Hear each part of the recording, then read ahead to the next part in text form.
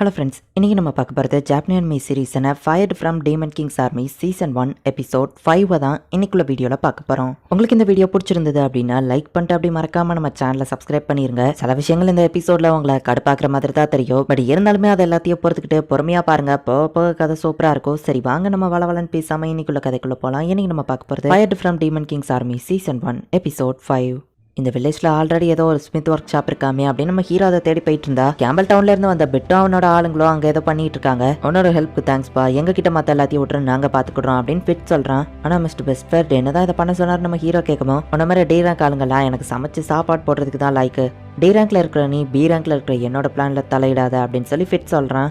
மெத்ரல் மைண்டில் ரொம்பவே huge profit கிடைக்கும். கேம்பல் டவுனில் இருக்கிறவங்க அவங்களுக்கு அது வேணும்னு நினைக்கிறாங்க அப்படின்னு அந்த மேயர் சொல்லவும், அவங்களோட காட் வேலையும் என்னால தான் இறந்தாங்க அப்படின்னு நம்ம ஹீரோ யோசிச்சுட்டு மல்லிகா ஓடி வந்து கட்டி பிடிக்கிறா. என்னாச்சு நம்ம ஹீரோ கேட்கவோ, ஒரு வயசான ஆளு என் மேல கை வச்சுட்டாரு அப்படின்னு நம்ம சொல்லவும், அவன் செத்தான் அப்படின்னு நம்ம ஹீரோ போய் பார்த்தா ஆல்ரெடி இவன் செத்து கிடக்குறான். ஓ இல்ல, இவன் இன்னும் சாகல, அது ஜஸ்ட் டொமேட்டோ தான் அப்படின்னு நம்ம ஹீரோ பாக்குறான். ஏமா மேல கை வச்சதுக்குலாம் ஒரு பெரிய பிரச்சனை ஆகிட்டு இருக்கிய, அதுக்கு தான் இந்த பொடி பைய அட்வென்ச்சரை கூட்டிட்டு வந்திருக்கியான்னு கேட்கவும், என்ன தைரியம் இருந்தா டாரியில பத்தி தப்பா பேசுவீங்க அப்படின்னு டென்ஷன் ஆகுறா. அவன் மொக்க ஸ்வாட பார்த்தாலே தெரியுது அவன் எந்த லெவலுக்கு வீக்கா இருப்பான்னு. நல்ல அட்வென்ச்சரர்ஸ் இந்த மாதிரி பிளேட வச்சிருக்க மாட்டாங்கன்னு சொல்லவும், அவர் ரொம்பவே ஸ்ட்ராங் தான், ஒரு பெரிய மான்ஸ்டர் டெட் சைக்கிளே அவரெல்லாம் கொண்டிருக்காரு அப்படின்னு மல்லிகா சொல்லவும், இந்த டல்லான பிளேட வச்சா அப்படின்னு அவர் கேட்டுட்டு, உன் கையை கொண்டா நம்ம ஹீரோட ஆரா டைப்பை செக் பண்ணி பார்த்தா, என்னது உனக்கு 4 பவர் இருக்கா, அதுவும் எல்லாமே மேக்ஸிமம் லெவல்ல இருக்கு, யாருப்பா நீ இவ்வளவு பவரை வச்சிருக்க, நான் ஒரு மித்ரல் ஸ்மித் தான், இங்க மித்ரல் இருக்குன்னு கேள்விப்பட்டு தான் இங்க வந்திருக்கேன் அப்படின்னு அந்த ஓல்ட்மேன் ப்ராப்பரா இன்ட்ரோடியூஸ் ஆகுறாரு. என்னது மிஸ்டர் ஸ்மித்தா, அப்பா மித்ரல் ஸ்மித் மிஸ்டர் ஸ்மித்னு யாரையாச்சும் கேள்விப்பட்டிருக்கீங்க அப்படின்னு மல்லிகா கேட்கவும், என்னமா டங் ட்விஸ்டர் மாதிரி ஏதோ சொல்றேன்னு அவர் கேட்கிறாரு. நான் உண்மையதான் சொல்றேன்னு அவர் கில்ட் கார்டை காமிக்கிறாரு. ஓ நீங்க சென்ட்ரல் கில்ட்ல இருந்து வந்திருக்கீங்களா, ஆனா கேம்பல் டவுன்ல இருக்கிறவங்க அதை ஆல்ரெடி ஆக்கிரமிச்சிட்டாங்க நம்ம ஹீரோ சொல்லவும், ரேங்க்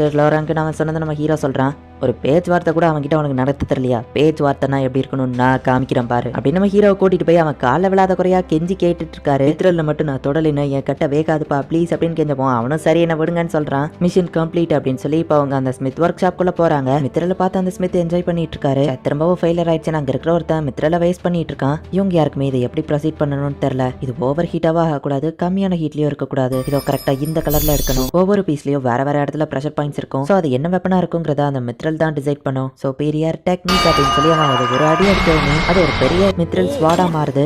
அட இது ரொம்பவே வெயிட்லெஸ்ஸா இருக்கே அப்படின்னு நம்ம ஹீரோ பாக்குறான். உன்னோட 6வது செலுத்து அப்படின்னு அவர் சொல்லவும், நம்ம ஹீரோவோ செலுத்தினா அதுல டிஃபரெண்டா லைட்லாம் எரியுது. மித்ரல் 6வது செலுத்தினா அதோட எபிலிட்டியே வேற மாதிரி இருக்கும். இப்போ இதை வச்சு இதை கட் பண்ணுன்னு சொல்லவும், ஏதோ வெண்ணையை கட் பண்ற மாதிரி என்னால ஈஸியா இதை கட் பண்ண முடியுதே நம்ம ஹீரோ பாக்குறான். ஐயா உங்க திறமை தெரியாம தப்பா பேசினதுக்கு என்ன மன்னிச்சிருங்க, எனக்கும் ஸ்வாடு செஞ்சுட்டாங்க அப்படின்னு ஃபிட் வந்து நிக்கவும், என்னமா ஹை ரேங்க் லோ ரேங்க்னு பேசுவா, அவ ரேங்க்கு இப்படி வந்து கெஞ்சிரியா வைக்கமா இல்ல அப்படின்னு அவர் அனுப்பி விட்டுறாரு. அந்த ஸ்மித் பண்ணதுக்கும் ஃபிட் நம்ம ஹீரோ மேலதான் டென்ஷன் ஆகிறான். இது ரொம்பவே சூப்பரா இருக்கு நம்ம ஹீரோ அந்த ஸ்வாட சொல்லவும், சரி அந்த ஸ்வாட திருப்பி தந்துரு, இந்த ஸ்வாட் ஒன்னும் உனக்கானது இல்ல, என்னோட கனவே நான் ஒரு மித்ரலை யூஸ் பண்ணி ஒரு வெப்பனை கிரியேட் பண்ணணும், ஸ்வாட் ஸ்பியர் ஆக்ஸ் இந்த மாதிரி இல்லாம ஒரு புது வகையான வெப்பனா அது இருக்கணும், உனக்கான வெப்பனை நான் டிசைட் பண்ணிட்டேன், என் கூடவே இருந்தா அப்படின்னு அவர் சொல்லவும், சரி நம்ம ஹீரோ சொல்றான். நீங்க வெப்பனை கிரியேட் பண்ண உங்களுக்கு ஒரு ஒர்க் ஷாப் தேவையில்ல, ஃபிட்ட வர நீங்க டென்ஷன் ஆக்கி விட்டுட்டீங்க அப்படின்னு நம்ம ஹீரோ கேட்கவோ, கவலைப்படாத நைஸா ஒரு மித்ரல ஆட்டையை போட்டு வந்துட்டேன், என்கிட்டயே ஒரு ஒர்க் ஷாப் இருக்கு அப்படின்னு அவர் காமிக்கிறாரு.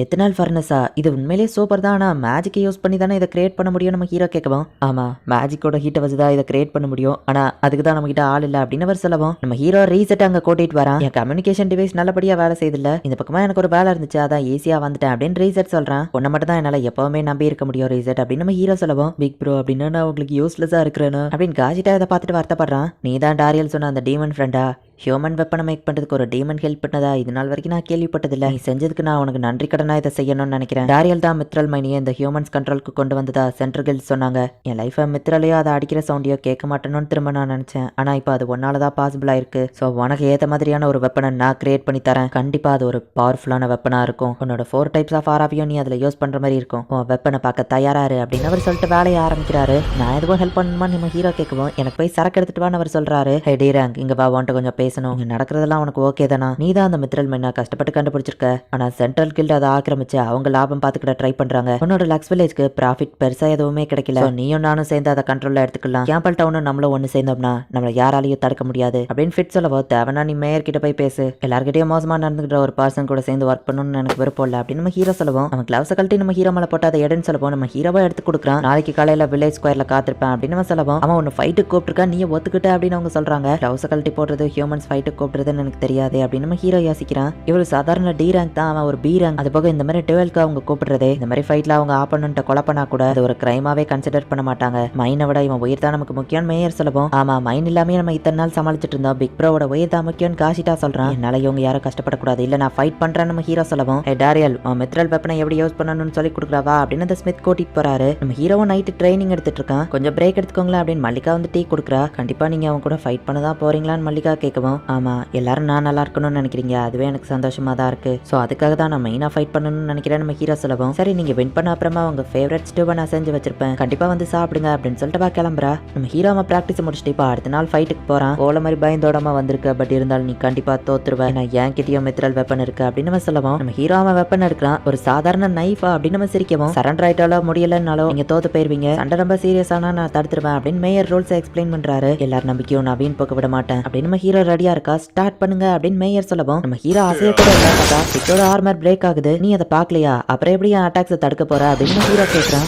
ஹீரோ பிளேடு எக்ஸ்டெண்ட் ஆகுது, அதை வச்சுதான் இவன் அட்டாக் பண்றான் நம்ம புரிஞ்சுக்கிறான். பிட்டோட மித்ரல் ஷீல்டையும் நம்ம ஹீரோ அசால்ட்டா கட் பண்றான். அது ரெண்டுமே மித்ரல் தானே, அப்புறம் எப்படி அவர் அசால்ட்டா அதை கட் பண்ணாரு அப்படின்னு காசிட்டா கேட்கவும், என் ஹெர்மிஸ் ஸ்வாட் ஒன்னும் சாதாரண மித்ரல் வெப்பன் கிடையாது, அவனோட ஆரவை யூஸ் பண்ணி அதோட ஷேப்பை எப்படினாலும் சேஞ்ச் பண்ண முடியாது, அதுக்கு லிமிட்டே கிடையாது, தாரியில இப்ப யாராலையுமே தோக்கடிக்க முடியாது அப்படின்னு அந்த ஸ்மித் சொல்றாரு. உன் ஸ்வாட் உடஞ்சிட்டு ஒழுங்கா பின் வாங்கிரு அப்படின்னு மேயர் சொல்லவும், இல்ல அப்படின்னு சொல்லி அந்த ஸ்மித் கிரியேட் பண்ண அந்த வெப்பனை அவன் எடுக்கிறான். உனக்கு கொல்லாம விட மாட்டேன்டா, உன்னாலதான் என் வேலை போச்சு மரியாதை போச்சு அப்படின்னு ஃபிட் கட்டிட்டு இருக்கோம், அப்படின்னா இதுக்கு மேலேயும் நான் பின் வாங்க போறது இல்ல அப்படின்னு நம்ம ஹீரோ ஒரு ரோப் மாதிரி மாத்தி அந்த ஸ்வாட பிரேக் பண்ணி அவனையும் சேர்த்து அடிக்கிறான். ஃபிட் ரொம்ப தூரம் தள்ளி பறந்து போய் வளரான். பிக் ப்ரோ ஜெயிச்சிட்டாரு அப்படின்னு காசிட்டாவும் மத்தவங்களும் ஹாப்பி ஆகுறாங்க. நைட்டு தூங்காம ட்ரைனிங் எடுத்ததுனால நம்ம ஹீரோ கொஞ்சம் டயர்டா இருக்கிறான். நீங்க சாதிச்சிட்டீங்க அப்படின்னு மல்லிகா சொல்றா. சாரி அவன் இப்படி பண்ணுவான் நான் கொஞ்சம் கூட எதிர்பார்க்கல, டபுள் டவுன் கில்ட் கிட்ட சொல்லி அவனுக்கு கரெக்டான பனிஷ்மெண்ட் கொடுக்க சொல்றேன் அப்படின்னு சொல்லவும், அவங்க பனிஷ்மெண்ட் நான் டிசைட் பண்ணலாமா நம்ம ஹீரோ கேட்கறா. சரின்னு அவர் சொல்லவும், ஃபைட் பண்ணப்போ டேமேஜ் ஆன வீடு அவனையே சரி பண்ண சொல்லுங்க போதும், அவங்க வில்லேஜ்க்கு அவன் பெஸ்ட் பண்ணணும்னு நினைச்சான், சோ அது ஒன்னும் தப்பு இல்லையே அப்படின்னு நம்ம ஹீரோ சொல்றான். மிஸ்டர் டாரியல் உங்களால மைண்ட் கிடைச்சது மட்டும் இல்ல, நாக்கர் ஸ்டீவன்ஸ் பிரச்சனை ரெண்டுமே முடிஞ்சது, நீங்க கிடைக்க நான் கொடுத்து வச்சிருக்கணும், நீங்க சென்டர் கில்ல வந்து ஜாயின் பண்றீங்களான்னு அவர் கேட்கவும், மல்லிகா கொஞ்சம் சோகமாகறா. கில்ல ஜாயின் பண்றது ஒரு பெரிய விஷயம் தான், எனக்கு தெரியாத நிறைய விஷயங்கள் இன்னும் வெளியே இருக்கு,